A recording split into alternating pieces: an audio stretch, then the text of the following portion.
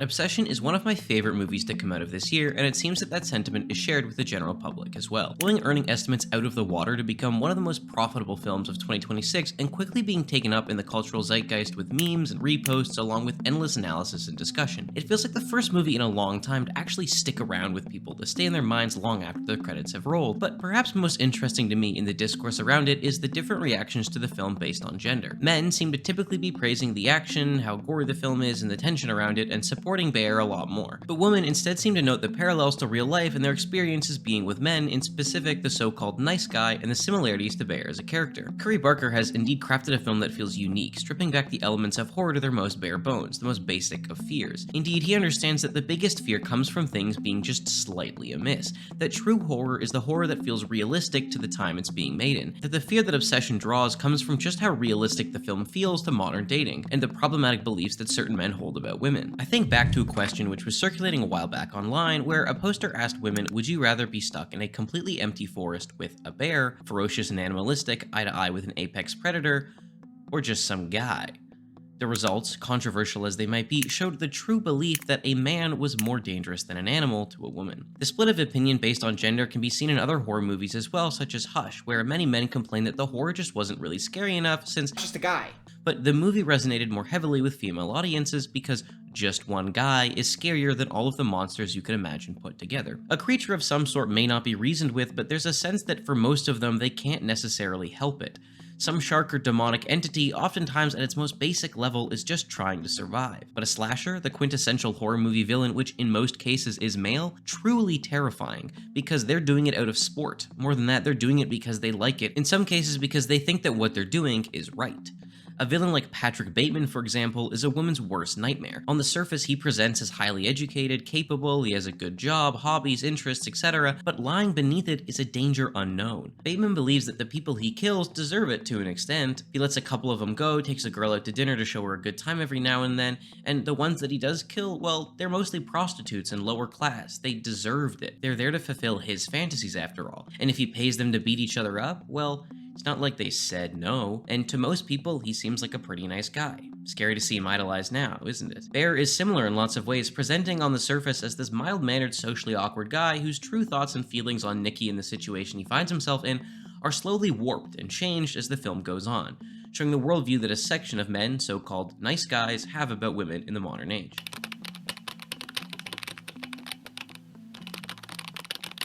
The very first scene that we see in Obsession is Bear giving a heartfelt confession to what we as the audience believe is Nikki. We hear him pour all of his thoughts and feelings out to her, saying lines such as, You're in every song I listen to.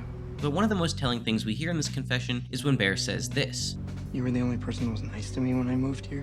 This line, while seeming innocuous at first, shows a deep-seated insecurity in Bear's personality. He's clearly latched onto Nikki as the perfect person and started to develop a crush on her the second he gets any sort of affection. This confession, these feelings, are also way at odds with their later relationship that we see in the film. Obviously, it's a very human desire to want to be loved and to search for affection wherever we get it from. This level of connection that Bear feels to Nikki, even platonically, isn't at nearly the same level that she feels to him. Didn't have anything to say and we just sat there.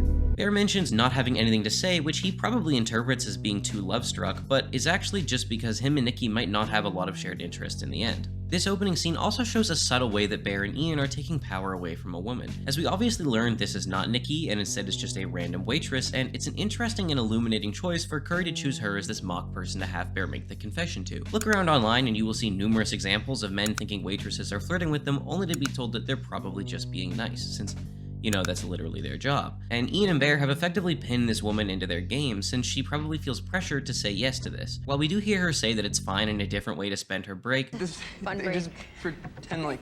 we don't see the conversation beforehand to know if she's actually okay with this. And to be clear, I'm not saying that Bear and Ian are bad people for getting the waitress to do this, or even that people are bad for asking a waitress out every once in a while, but we see more of their true colors come through in the following minutes, where everything the waitress says, the only woman at the table after all, Don't get her anything. is brushed away by the two men, invalidating and discounting her thoughts and opinions. Indeed, Ian very pointedly tells her to go the minute she has done serving the use that they have prescribed onto her. Let's also talk about Ian and Bear's dynamic for a moment here. Both of them serve as the two problematic archetypes of the manosphere sort of world. Ian is presented as a frat bro red pill kind of guy. He's physically stronger than Bear is, and he's cut and dry about things. His first advice to Bear is that he should just suppress all of his feelings effectively and instead be Playfully mean with her. Be mean to her. Playfully mean, yeah, but saying to call her freaky Nikki. Bear, on the other hand, is the archetypal nice guy. He's presented as inwardly probably feeling that he has more depth than Ian, and in many ways he feels like he deserves love more than Ian. He's sensitive, but it's to a fault. He builds up the idea of romance and love in his mind while having very little experience of it. Once again, there's nothing inherently wrong with being inexperienced in love, but Bear isn't self-aware enough to realize that he's in over his head with his love and adoration of Nikki. Bear and Ian are talking about how Bear should approach Nikki, a very bro-y sort of activity, but even the so-called bond is tentative at best, since Ian is already hooking up on and off with Nikki. While Ian presents as blunt, he too is afraid of confrontation. He doesn't like the idea of Bear quote-unquote encroaching on his turf, even if Bear and Nikki would make a better long-term match. So he gives Bear advice that he knows Bear will probably screw up, thus dooming his chances with Nikki so Ian can continually profit. Despite their so-called friendship, Ian is unwilling to say, hey, I'm not the right person to talk about this with you, and move on. Bear and Ian's relationship also seems to entirely converge around the pursuit of women. We know they're co-workers and that they seem to be friends, but we never see them have a conversation about anything that isn't Nikki. Sure, they go to trivia, but Bear seems to only want to go to see Nikki. At Bear's house, we get a further deconstruction of him as a character in his relationship with Nikki. The first thing we see is Bear's cat, Sandy, is dead. And what does this show? Bear's life is a mess. His grandmother died, his cat died because he was unable to take care of it, and now he's grasping greedily at any source of human connection. It's a human desire and one that I'm sure we can all relate to, but most people at this point would probably look at Bear and say, maybe you've got to get a little bit of your life in order before you go to try jumping into a relationship. In a later scene with fake Nikki, who for convenience' sake we'll call Thicky from now on out, we can see that Bear doesn't really have any aspirations. Be a food critic or something. You put ketchup on your steak.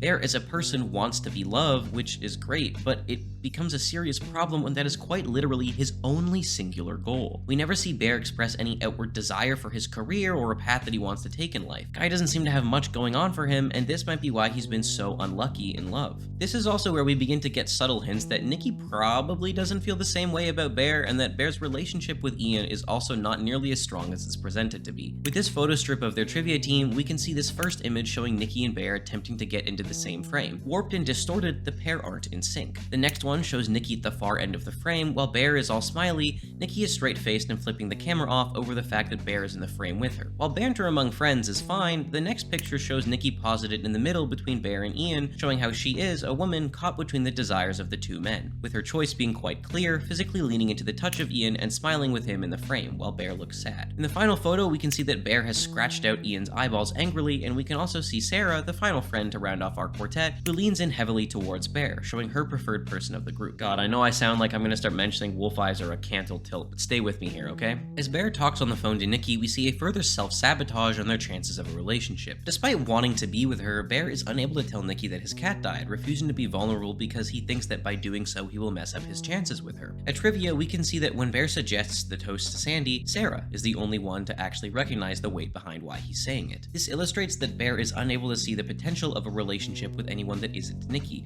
Despite the fact that Sarah is clearly into him and they have a good chemistry, Bear insists later on that she is just a good friend. And while it's possible that he doesn't find her attractive, in their later car scene before her untimely death, we see Bear reciprocating the feelings that she dispenses. But because Sarah is not Nikki, Bear at this point completely dismisses the idea of dating her. Despite the fact that Bear is desperate for a relationship, his standards are also paradoxically, impossibly, and unrealistically high. He's unable to confront his own emotions, using Sarah as a way to work them out. However, it's also important to note that in this scene and the following car scene, there is presented the option that Nikki and Bear could potentially form a real relationship. While he's clearly romanticizing the very idea of her, they are clearly slowly also beginning to get closer. But Bear struggles to separate the idea of who he wants her to be and the actual person that she is. I'm not happy there.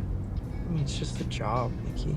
When Nikki explains that she's put in her 2 weeks notice, we see that Bear is unable to cope with the shattering illusion of the perfect person he's built up in his mind. Rather than deeply trying to connect with her wants and decisions, he pathetically tries to get her to change her mind and retain the perfect image of her in his mind. Even further, despite all of this, Nikki doesn't ever mention firmly and concretely wanting to move away from the city. Bear still has time, and there is still the potential for them to get into a relationship. Bear just needs the confidence to ask and see her outside of working in trivia, but he can't. When Nikki talks about love versus romance, Bear's unrealistic expectations of a relationship are put on full display. He's unable to see how love and romance are different things. The idea of love appears to Bear, but actually putting in the effort that a relationship requires is something he can't do. Indeed, even when Bear is given the literal perfect opportunity to ask Nikki out, when she point blank asks him, Do you like me? Because if you do, now's the time to tell me. he's unable to summon up the courage to do so. I think we're good friends.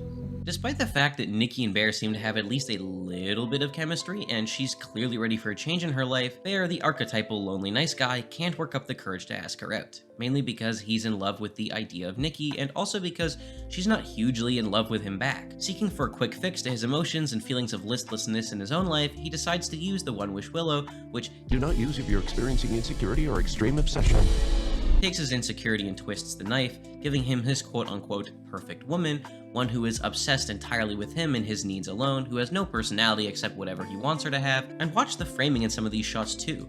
When Nikki stands up, Curry decides to keep the framing that cuts her head off, putting the focus on her body, the true object of Bear's desire. See, Bear doesn't want a woman. He wants something that gives him unconditional love, sex, and cooks for him whenever he wants. And that's exactly what the One Wish Willow gives him. His wish isn't a step in the right direction, like, I wish Nikki liked me back, or I wish Nikki went on a date with me. I wish Nikki Freeman loved me more than anyone in the room. He wishes for an idea of love which isn't realistic given how long they've known each other, that someone who barely knows him would love him more than anyone else in the world, notably also including herself. He removes her autonomy, and whether he knows it or not, his future behavior reveals that he doesn't even feel all that bad about it. Continuing to prey on the fantasies of the nice guy, the following scenario is perfectly suited for Bear's crippled idea of romance. In an attempt to fill the void of insecurity in his heart, he wants something which makes him feel entitled to the love Nikki will give him, so the entity gives him a perfect white knight sort of situation, one where he can save Nikki from a bad mental state and thus is entitled to the reward of her body and love. Indeed, Bear knows that what he's doing is wrong and that he is taking advantage of her, as all of his protests against what is happening are thinly veiled. He doesn't take Nikki into her own place, instead taking her back to his where she's trapped since he drove her there, and once there he quickly caves to the desire to sleep in the same bed as her. What the fuck? I'm just so... Even when she's talking to him, we can see his eyes shift down to her breasts and lips. Bear feels shameful of his desire, knowing the power imbalance that's at play here, but he still doesn't stop his objectification of her. The next morning, we see a further dismantling of Bear's expectations of women in love, where Vicky is already beginning to fall into the warped role of loving and devoted housewife. She fixes Bear breakfast, but we can see the fractured nature of their relationship already. Bear's breakfast looks absolutely perfect, resonating the idea of a classic older archetype where the wife was expected to cook food while the man goes to work. Their love in some ways bonded by this codependency. It was ultimately a partnership. But here there is no partnership. Vicky omits creating a breakfast for herself, sacrificing her own happiness and autonomy to please Bear. Also note the flowers on the table, a symbol of love, which are already wilting and beginning to show their wear. Barker here is drawing an ironic parallel to the use of antiquated progress and whitewashing that comes with it. Recent alpha male sort of movements have pushed for political, social, and economic policies which attempt to restore the world to an idealized version of what it once was, but in reality this would only push us back as a society. They look for a quick fix, a quick way to get women. I wanted to intrude just a little bit to see how she responds to power. Unwilling to put in the actual effort it takes to develop a relationship. Bear on the surface presents as the antithesis of this, as different from someone like Ian as possible, but in reality he selfishly wants many of the same things. He wants a relationship devoid of effort, but more than that, he wants a relationship with only one specific girl. Unwilling to compromise on this even if he has potential romantic partners that would treat him better. At work, we can see that Bear feels ashamed about what he has done, saying that I think Nikki is going through something. Here is also where we see that Bear is unwilling to believe that he has his faults and is undesirable. Even after being presented with reasonable proof that Nikki was on drugs, he still holds out this kind of pathetic hope that she did actually like him. I think she was... Yeah. Did you talk to her? Unwilling to even verbally say that she doesn't. This scene also shows further proof that Bear's life seems to resolve entirely around trying to date Nikki, as his recent searches on a ChatGPT equivalent show that he believes he is friend-zoned but still attempts to try and find out how to woo girls. If Bear really wanted to avoid this whole situation, he should have just asked Genie LLM what to do if he felt sad, and it would have told him to subscribe to my YouTube channel where you get brand new video essays every couple of weeks. Nikki arrives dressed in red, this color being of special importance as it's the color of love and of romance, but also the color of evil, of destruction. We can hear what I posit to be real Nikki still holding some influence over Vicky here, with the certain emphasis being put on words such as, You took advantage advantage of me. Who took advantage of me. Barker is using this scene as an allegory for conflict and how women feel pressured to still be polite and feminine in their apologies for fear of what will happen if they don't. Indeed, Bear once again instinctively goes on the defensive. Nikki, I didn't know you were on drugs. He doesn't place any thought into Nikki's mental state, just accepting her apology and confession of love. Notice how even in this defense, Bear doesn't say something like, "I didn't know you were in a messed up space." He specifically focuses language on the drugs, as if his behavior, if she was sober, wouldn't be problematic. As Nikki and Bear's relationship begins to grow, their montage shows the artificiality of their relationship and Bear's expectations of how a man and woman should act in one. Notice the focus on intimate activities. They're always seen kissing or making love, showing Bear's desire to have sex and physical intimacy whenever he wants it, or how she wears his sweater, signaling that she in some ways belongs to him. It's not enough for their relationship to just exist. Bear has to constantly remind the people around him that he is a girlfriend and how in love they are. And by extension, this alienates all of the other people around him. He loses out on friendships with Ian and Sarah, and his work suffers, but he just doesn't care, because Bear is satisfied emotionally and sexually by Nikki. You also have Bear's idealized version of Nikki is infantilized. We see him constantly teaching her things, showing his further desire to feel superior to her in some ways. When she's actually pulling off playing the guitar, we can see him looking away, disinterested. Even when watching TV, he subtly controls her by focusing her attention back onto the screen and taking away her autonomy. Bear ultimately is a character whose only somewhat redeeming quality is that he is nice. And many men, though, believe that simply being nice is enough and that they are entitled or obligated to find love because of it. When Nikki says that she's never really known what Bear wants to do, he claims that he's I'm kind of private, I guess. Call me a closed book. This moment also highlighting that Bear never really knew Nikki and she never really knew him, but a closed book still has contents inside and Bear has nothing. If anything, he's one of those hollowed out books you can hide all your angel dust in after you've gone on a crazy long bender. MDMA. Indeed, Bear grasps to say a food critic trying to be funny, but there's nothing behind it, and we can tell it's performative by the way that he says it. First meal, and I'll pull out my wallet, and they'll say, no, sir, please, tonight. Even in a relationship, Bear can't really be himself. He still feels pressured to put up this persona of this unbothered person when he's with Nikki. And if I can really reach, it's possible that Bear is basing his food critic thing based on this very short interaction earlier with the store owner, where she says that you could write a review. When Bear realizes that Nikki's lying about her dad, he quickly absolves himself of any guilt or scorn received by Ian or his other friends by saying, "Doesn't matter to me." At which point we see him immediately go and have sex with her. Bear and Nikki don't look at each other, otherwise he could see that she is clearly not enjoying things, lying there lifeless as her body is used for his pleasure against her will. She mimics the adult entertainment that Bear has based his sexual expectations on, and he allows himself to use her for his own satisfaction, showing no reciprocation or care about her own pleasure. As cracks in their relationship continue to show, we get one of the most memorable and interesting to dissect moments in the film. Bear wakes up to see that Nikki is not in bed, and we watch as she moves around the room and they begin a yelling match. I feel like you don't love me as much as I do.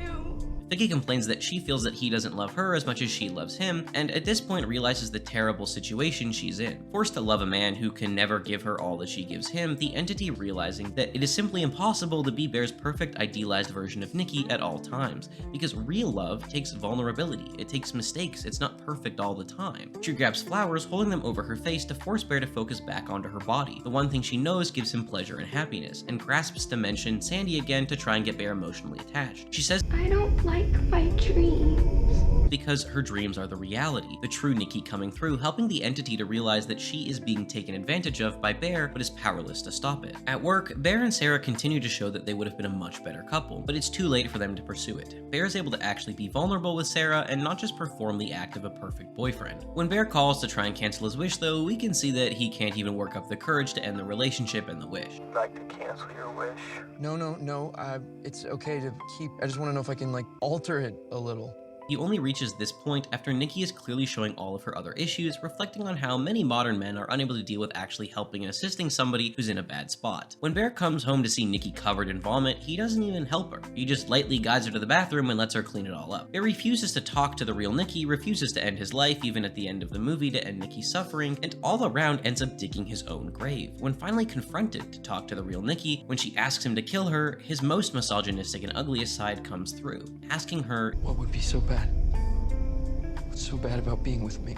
His love for Nikki is not something he believes he should even have to try and earn. It's no surprise that in the end, Vicky mimics Sarah, the new object of Bear's desire, but nothing can be done at this point. Interestingly, the One-Wish Willow is not a monkey's paw. When Ian, a person who is by all accounts an okay guy, makes a wish, he just gets it, and so does the store owner later. Eric gets screwed over because whether he knows it or not, whether he is or only becomes it as the story goes on, is a bad person who makes the wish when he's insecure, something that the One-Wish Willow very clearly says not to do in this commercial. The blood of what he's done to Nikki is literally on his hands, his misogyny eventually literally killing and destroying his ability to have a normal friendly relationship with women and causing him to become a lonely, isolated, dead man. The message of obsession is clear. There is no way to cheat love. There is no magic wish that makes somebody fall in love with you, but that doesn't mean that you should give up hope. Look around, and you may find that more people love you romantically or platonically than you might think. To truly love means navigating the awkward, messy parts of life together, and forging a relationship is not done in one quick montage.